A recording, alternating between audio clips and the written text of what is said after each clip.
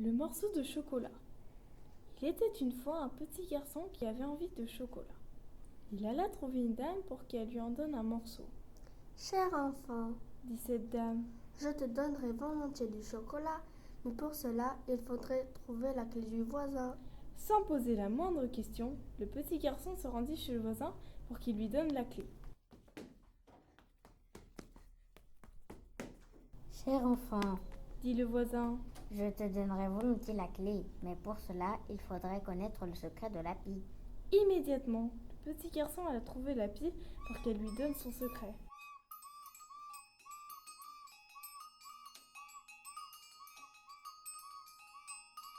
Cher enfant, Lui dit la pie. je te donnerai volontiers mon secret, mais pour cela, il faudrait que tu montes au sommet de l'arbre où j'ai fait mon nid. Sans perdre un instant, le petit garçon grimpa au sommet de l'arbre du jardin pour qu'il lui donne le nid de la pie. Cher enfant, Dit l'arbre. je te donnerai volontiers le nid de la pie, mais pour cela, il faudrait trouver le souffle du vent qui me l'a emporté. Aussitôt, le petit garçon s'empara d'une échelle et poussa sa montée vers le ciel. Il se hissa jusqu'à un épais nuage afin de chercher le souffle du vent. Cher enfant, Dit le vent.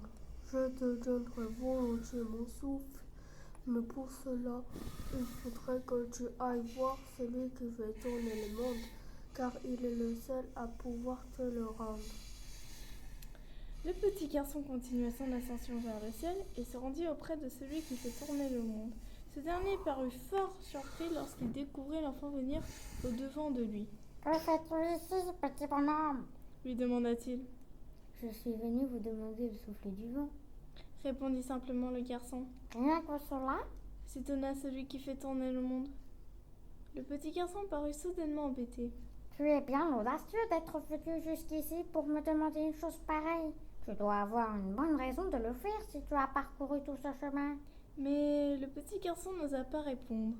Allons, dis-moi, pourquoi veux-tu que je te donne le souffle du vent? Parce que... Comme il avait honte, le petit garçon n'acheva pas sa phrase.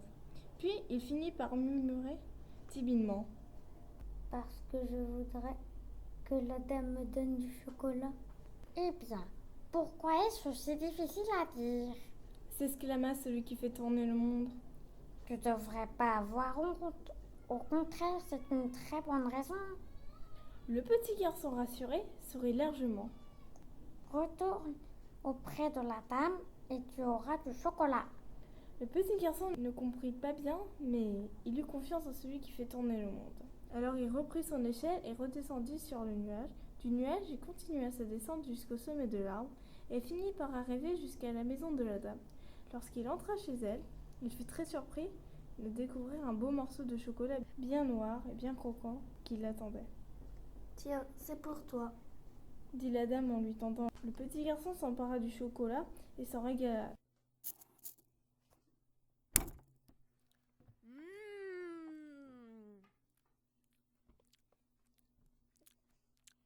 Mais entre deux bouchées, il demanda. Savez-vous pourquoi j'ai dû parcourir tant de chemins pour pouvoir déguster ce morceau de chocolat?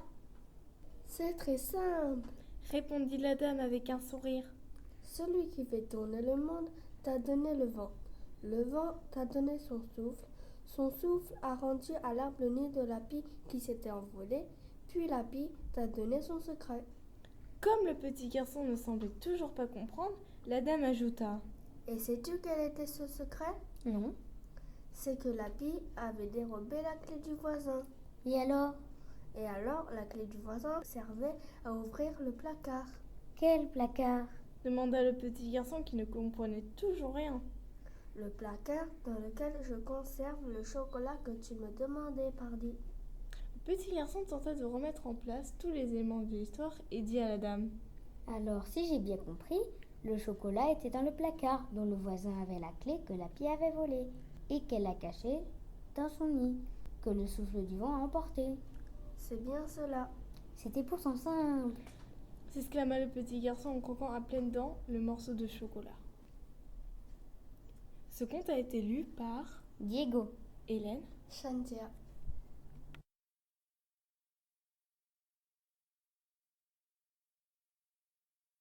Le requin de Taahora, Tahiti. Il y avait jadis, vivant près des rivages de l'île, un requin d'une grande beauté. Il s'appelait Héré, et tous les habitants de la côte le connaissaient.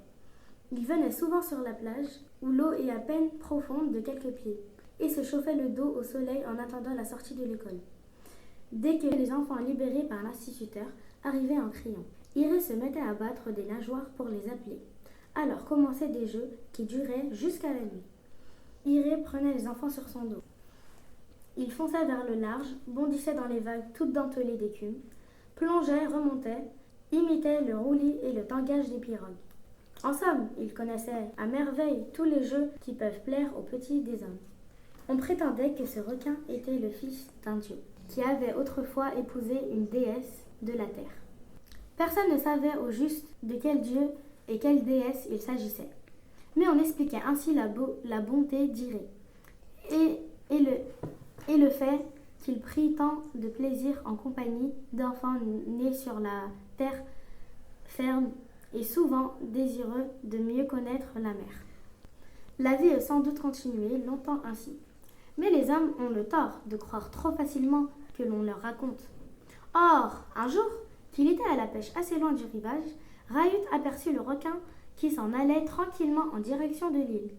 Se mettant debout dans la pirogue, il lui fit signe de s'approcher et lui demanda « Voudrais-tu me rendre service ?» Naturellement, dit le requin. je suis là pour ça. Figure-toi que j'avais promis à mon fils d'aller le chercher vers le milieu de la journée, mais le poisson mord bien en ce moment. Je ne voudrais pas perdre mon temps. C'est bon, Fit Iré. ne te dérange pas, j'en ai pour 5 minutes. Et il fila comme une flèche jusqu'à la plage où attendait l'enfant qu'il prit dans sa gueule avec 1000 précautions pour le porter aux pêcheurs. Hélas! À peine l'enfant était-il sur la pirogue depuis un quart d'heure qu'une tornade se leva. Jamais on ne revit ni le pêcheur ni son fils. Seuls quelques débris de l'embarcation furent retrouvés sur la plage. Alors les dieux de la mer et ceux de la terre qui ne pardonnaient pas à Iré d'avoir su, bien mieux qu'eux, gagner l'amitié des hommes, estimèrent que l'occasion était belle de lui jouer un vilain tour. Ils firent donc courir le bruit que le fils du pêcheur n'était pas mort dans la tempête, mais avait été dévoré par le requin. Comme plusieurs personnes avaient vu Iré gagner le large avec le petit dans sa gueule, on admit trop facilement que l'animal était devenu féroce, et on interdit aux enfants de jouer sur la plage. Bien entendu, les enfants furent très malheureux, et ils allèrent retrouver 2 frères connus de tous pour leur force, leur adresse et leur courage. L'aîné s'appelait Taï-Arai, ce qui veut dire premier du soleil, et le plus jeune Taï-Anu, ce qui signifie premier des multitudes. Les 2 frères taillèrent dans du bois extrêmement solide 2 lances, dont ils durcirent encore la pointe au feu. Ainsi armés, ils gagnèrent la plage et attendirent le requin. Ils n'eurent pas à patienter longtemps, car le pauvre Iré, qui était triste de ne plus s'amuser avec les enfants, se figura que ces 2 hommes l'appelèrent pour jouer. Pourtant, Iré savait ce qu'est une lance, et il comprit tout de suite qu'on en voulait à sa vie. Profitant d'une vague plus forte que les autres, il fonça gueule ouverte sur l'aîné des 2 frères. La lance arriva, qu'il reçut dans la gueule et la brisa, comme vous feriez d'une brindille sèche. Mais le plus jeune aussi avait tiré, et son trait atteignit le requin tout près du cœur. La mer devint rouge et Iré se coucha sur le flanc, perdant son sang en abondance. Les 2 garçons se mirent à crier victoire, et appelèrent les gens du village pour que chacun emporte sa part de requin. Mais les dieux de la mer et de la terre qui avaient assisté à la tuerie comprirent qu'ils étaient allés un peu loin en privant Iré de ses jeux avec les enfants.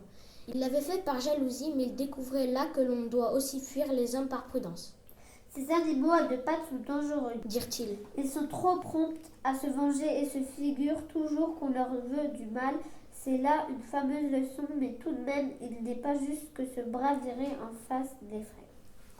Et parce que les dieux n'ont qu'un geste à faire pour que la face du monde soit changée, ils levèrent la main et déclenchèrent un ouragan. Le ciel s'obscurcit soudain, la mer commença par frémir comme une bête en couleur, puis un énorme raz-de-marée déferla qui repoussa les hommes jusqu'au pied des montagnes et projeta Iré très haut dans le ciel. Les nuées enveloppèrent le requin blessé, le bercèrent un moment, cicatrisant sa plaie et lui rendirent toute sa vigueur avant de le laisser tomber dans la mer, le plus loin possible des terres. Iré reprit goût à la vie et trouva d'autres compagnons de jeu que les petits des hommes. Il rencontra aussi une compagne. Il eut des enfants et des petits-enfants, mais jamais ses descendants ne tentèrent de partager les jeux de ce qu'on appelle des humains. Ce texte a été lu par Amandine, Lilian, Céline, Ziad.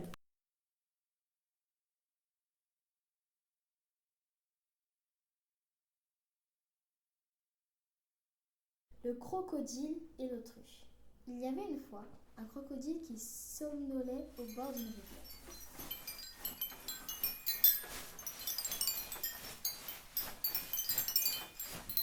Vint à passer une autruche, une belle autruche, stupide de cerveau et fière des superbes plumes qu'arbourait son derrière. Quand elle aperçut le crocodile, « Te voilà, toi, grand vaurien !» dit-elle avec insolence de ses volatiles de sa caste. Vexé de ses désobligeances, interpellations et furieux d'être ainsi réveillé inutilement, le crocodile répondit sur le ton de l'aigreur.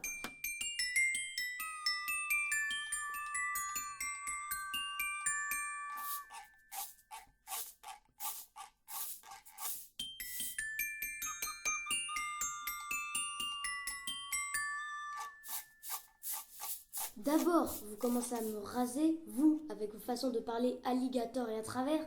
Sachez que je ne suis pas un grand vaurien, mais un grand saurien, ce qui ne ficherait pas la même chose. Vaurien ou saurien, peu importe. Vous n'en êtes pas, moi, un des plus vilains moineaux de toute la zone. Dieu, que vous êtes laid, mon pauvre ami. Et en faisant ces mauvais compliments au saurien, car le crocodile était bien un saurien.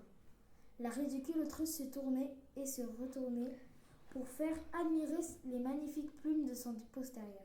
À ce moment, un nuage de poussière apparut à l'horizon. « Alerte, alerte !» fit le crocodile complaisant. « Voici venir des chasseurs d'autruches. Filez, ma belle amie, ou gare les balles de ces messieurs. Quant à moi, ma laideur me sauvegarde. » Le fait est, Répond l'autruche, qu'on n'a aucun intérêt à vous tuer, vous, et à s'emparer de votre queue pour la mettre sur les chapeaux des belles dames anglaises, comme on fait de la mienne. Au lieu de s'attarder à cette dernière insolence, l'autruche aurait mieux fait de filer, car au même instant, une balle venait la frapper en plein cœur.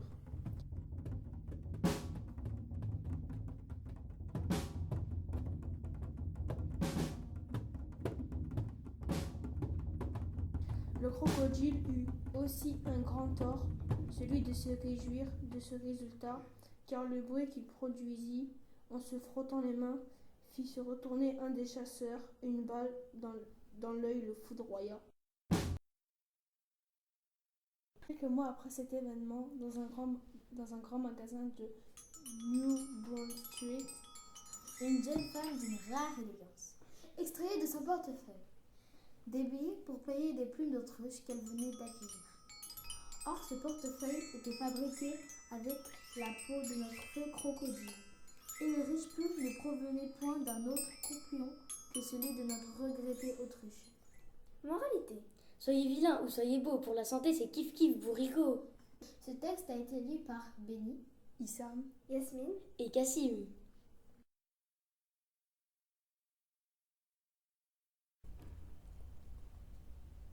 La naissance du fleuve. Une vieille femme trouva un jour un petit veau. Elle le recueillit et le nourrit. Le veau grandit et devint un énorme taureau. Un boucher proposa alors à la vieille femme de lui acheter l'animal. « Il n'est pas à vendre, » Déclarait-elle. Mécontent, le boucher se rendit chez le roi. « Une de mes voisines, lui dit-il, possède un taureau si beau que toi seul peux prétendre le manger. » Le roi donna l'ordre à 5 serviteurs d'accompagner le boucher et de le ramener rapidement.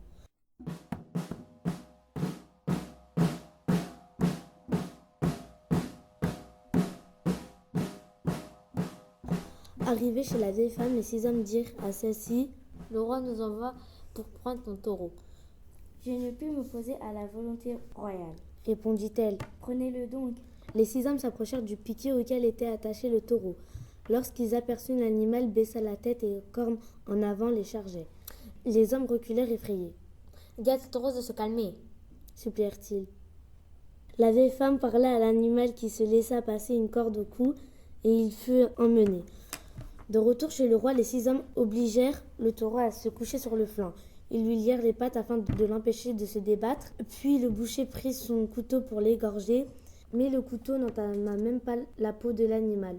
Le taureau possédait le pouvoir de résister aux métaux les plus tranchants. Furieux, le boucher demanda aux hommes qui l'avaient accompagné d'aller chercher la vieille femme. Dis à ton taureau de se laisser égorger si tu veux pas être puni par le roi. Conseilla-t-il à la vieille femme. Dès qu'elle fut arrivée, elle s'approcha de l'animal et lui parla. Le boucher parvint alors à égorger le taureau. Il l'écorcha, ensuite le dépeça et apporta toute la graisse de l'animal à la vieille femme. Elle la mit dans un panier qu'elle emporta arrivée chez elle. Elle n'eut pas le courage d'utiliser cette graisse. Elle était tant attachée au taureau qu'elle ne put se résoudre à en manger le moindre morceau. La vieille femme n'avait pas d'enfant. Elle vivait seule et devait faire elle-même son ménage malgré son âge avancé. Or, depuis la mort de son taureau, chaque fois qu'il lui arrivait de s'absenter, elle retrouvait sa case balayée. Intriguée, elle voulut savoir qui lui rendrait service. Un matin, elle sortit et se cacha non loin de sa case pour observer ce qui se passerait. Au bout d'un moment, elle entendit du bruit.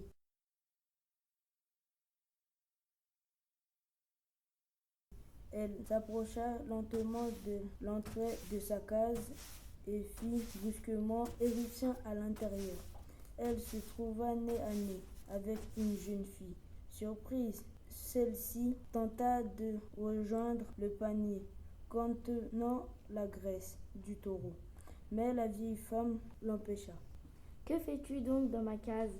lui demanda-t-elle. « Je nettoie, » répondit la jeune fille. « Mais laisse-moi rejoindre le panier. »« Non, » dit la femme. Elle saisit le panier et s'aperçut qu'il était vide. Elle comprit alors que la graisse du taureau s'était transformée en jeune fille. Afin que cette dernière conserve son apparence, la vieille femme détruisit le panier et elle adopta la jeune fille qui vécut près d'elle. Quelques semaines plus tard, un marchand s'arrêta près de leur case pour demander à boire. La vieille femme était sortie. Ce fut la jeune fille qui lui offrit de l'eau. L'homme fut si bouleversé par sa beauté qu'il avala son eau avec difficulté. Sans attendre, il se rendit chez le roi et lui parla de l'existence de la jeune fille. Celui-ci envoya quelqu'un pour la chercher. Elle se présenta devant le roi en compagnie de la vieille femme. « Ta fille est très belle, » dit le roi. « Je veux l'épouser. »« J'accepte, » dit la femme. « mais à condition que tu veuilles à ce qu'elle ne sorte pas aux heures chaudes de la journée et qu'elle ne s'approche jamais d'un feu, car elle fondrait alors comme de la graisse. »« C'est promis, » répondit-il. Le roi épousa la jeune fille, sans tarder. Il avait plusieurs femmes. Très vite, sa nouvelle épouse devint sa préférée. Cela contraria beaucoup l'ancienne favorite, qui dut rejoindre les femmes ordinaires. Aussi jura-t-elle de se venger. Plusieurs mois passèrent et le roi partit seul en voyage. L'ancienne favorite attendait ce moment depuis longtemps. Elle profita du départ du roi pour parler aux femmes ordinaires. Elle fit si bien qu'elle parvint à les rendre très jalouses de la favorite. Elle suggéra ensuite d'aller lui rendre visite. « Tu ne travailles jamais et notre mari t'offre toujours les plus beaux bijoux, » déclarèrent-elles à la favorite. « Si tu ne fais pas griller immédiatement les graines de ces hommes que voici, nous te tuerons. » La favorite fut contrainte d'obéir. Elle fit du feu et commença à travailler.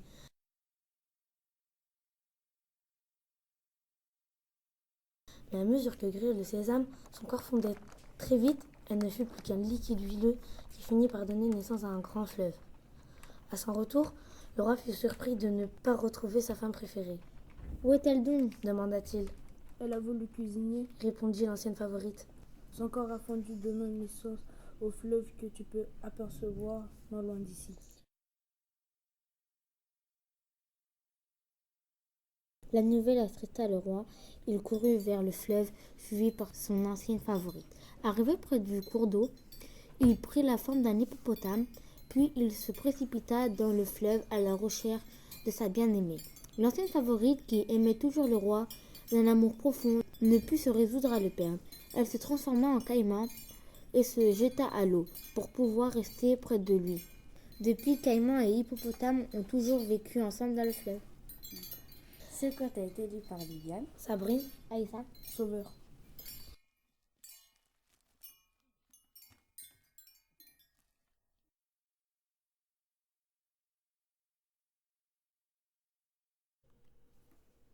L'âne et le renard. Que fait un âne au soleil? De l'ombre. Il y avait au milieu d'un désert de pierrailles une forêt sur laquelle régnait un superbe lion, un grand chasseur. Mais à la suite d'un combat qu'il avait livré avec un éléphant, ce lion s'était retrouvé blessé. Mais comme il ne pouvait plus chasser, il ne mangeait plus. Et comme il ne mangeait plus, son état ne faisait que s'aggraver. Ce qui désespérait d'ailleurs tous les animaux de la forêt qui habituellement se nourrissaient de ses restes. Tous faisaient donc antichambre devant la tanière du lion, en se disant que si par malheur il venait à trépasser, ils pourraient tous du moins se repaître de sa carcasse. Le lion, pressentant venir le moment où ses charognards n'hésiteraient même plus à l'achever, se décide enfin à réagir. Un matin, il fait venir le renard et lui dit: Toi qui es le plus rusé des animaux, sors de cette forêt, traverse le désert de pierrailles et débrouille-toi pour abattre par ici un de ces êtres stupides qui vivent en compagnie des hommes, un bœuf, un chameau, un âne. Quand il sera à ma portée, je n'aurai aucune peine à l'abattre. J'en mangerai ma part. Crois-moi, vous aurez la vôtre. J'écoute et j'obéis, répond le renard. Et aussitôt, tout efflanqué lui-même qui était, il se mit en route, quitte la forêt, s'engage dans le désert. Quand soudain, que voit-il? Un âne. Enfin l'ombre, la vague souvenir d'un âne. L'animal était malingre. Les guiboles cagneuses, les dents déchaussées, les yeux hagards, la peau du ventre lui touchait les vertèbres à chaque fois qu'il respirait. Bref, c'était un tas d'os, un cadavre sur pattes. Oh mon frère! glapit le renard. À te voir, mon cœur se rétrécit et la larme monte à l'œil. Dis-moi donc, quel mauvais sort t'a frappé pour te mettre dans un état pareil et te jeter dans le désert. C'est la volonté d'Allah, béni soit-il, répond l'âne. Le renard, voyant qu'il avait affaire à un croyant, s'aligne aussitôt. Salam alik, mon frère. Tu as dit là les paroles du prophète, mais Allah attend peut-être de toi que tu quittes ce désert pour chercher la part qui te destine. La précipitation ne vaut rien, rétorque l'âne.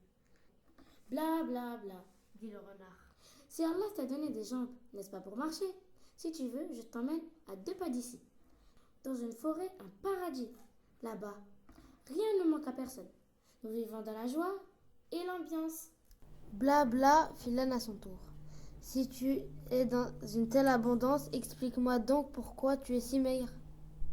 L'argument était de taille, mais le renard ne s'en souciait pas plus des dents branlantes dans les mâchoires de l'âne, car mine de rien, tout en discutaillant avec l'âne, il l'avait fait marcher.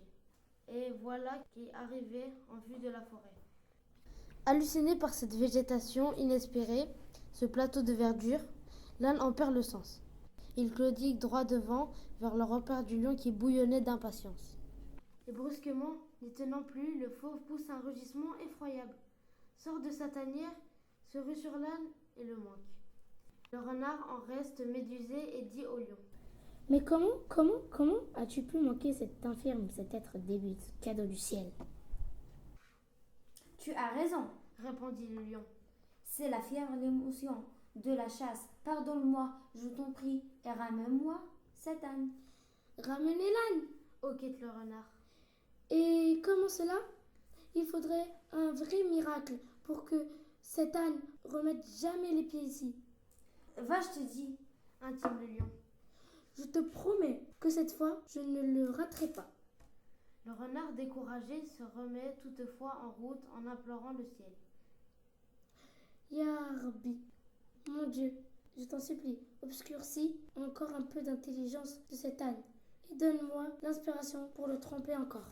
Enfin, il aperçoit l'âne caché dans des broussailles, les yeux exorbités, la langue pendante sur le côté et interpelle. Oh mon frère, pourquoi t'es-tu sauvé de cette manière désordonnée? Oh maudit, ne m'appelle plus frère. Que t'avais-je fait pour que tu me livres à ce lion, ce Satan, ce dragon? Le renard éclate de rire. Le lion? Mais ce que tu as vu n'était qu'une illusion, une fantasmagorie. C'est un sortilège. Nous l'utilisons pour que la forêt ne soit pas envahie par tous les êtres affamés de la terre. Je voulais t'en avertir, mais tu ne m'en as pas laissé le temps. Comment? Fait l'âne. Un enfant qui aurait vécu ce que tu viens de vivre aurait maintenant la sagesse d'un vieillard. Et tu essaies encore de m'abuser sur tes fariboles? Cette fois, le renard se met en colère. Mais réfléchis, Anne Batté. Si un vrai lion, un lion digne de ce nom, s'était rué sur toi, crois-tu que tu serais encore là à m'insulter? Mon ami, crois-moi, ne laisse pas le doute t'empêcher de suivre ta route. Et sur ces mots, le renard tourne le dos à l'âne et s'en va avec panache, la queue toute redressée. L'âne réfléchit rapidement, mais il avait tellement faim, il était tellement fatigué. Il avait tellement aussi envie de croire le renard, qu'il se dépêche de le rattraper, et là, tout en argumentant et en contre-argumentant sur la foi, l'illusion et de la désillusion. L'âne s'est laissé conduire docilement jusqu'au lion, qui cette fois ne l'a pas manqué. Puis sous le regard patient du renard, le lion a dévoré goulûment une bonne partie de la carcasse de l'âne avant de se sentir pris par une petite soif. Aussi, il a demandé au renard de veiller un instant sur son festin, juste le temps pour lui d'aller à la rivière. Mais à peine était-il parti que le renard se jette sur la carcasse, en arrache le cœur, le foie et les avale. À son retour, le lion y fourre de nouveau le museau et flaire aussitôt l'entourloupe. Il se redresse et questionne le renard. Que sont devenus le foie et le cœur de cet âne? Il n'est pas de créature au monde qui en soit dépourvue, que je sache. Alors le renard a répondu. Ô sultan des animaux, permets-moi sur ce point de te contredire, car assurément, cet âne ne devait avoir ni cœur, ni foie. Sinon, crois-tu qu'il serait revenu ici une seconde fois? Qu'on se le dise et qu'on se le répète, car si la vie, Dieu nous garde, doit nous en faire passer un jour par un de ces déserts de pierrailles, que chacun retienne bien la fameuse et mystérieuse sentence orientale qui est devenue aujourd'hui proverbiale. Si l'âne avait vraiment eu un cœur et un foie, y serait-il retourné une seconde fois? Ce conte a été lu par Louisa Ilyes, Adia.